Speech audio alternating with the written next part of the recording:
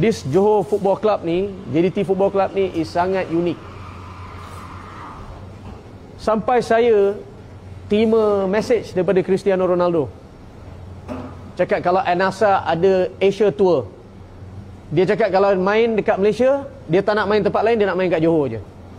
I will give you the number of my man in my team. He want to discuss with you something. Hope to see you soon. Take care. Pasal dia cakap kalau dia ada Asia Tour dengan Al-Nassr, dia akan main hanya di Johor je, dia tak nak main tempat lain. So itu adalah satu pengiktirafan yang positif dan tinggi, di mana orang puji awak punya stadium yang ada. Benda tu benda bagus. Dan banyak akan ada lagi yang saya bawa. Bukan dalam bola sepak je, sukan-sukan lain pun. Alhamdulillah, motor kita menang.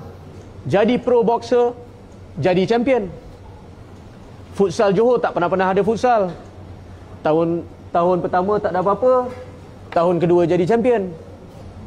Apa yang saya buat ni alhamdulillah ada result lah.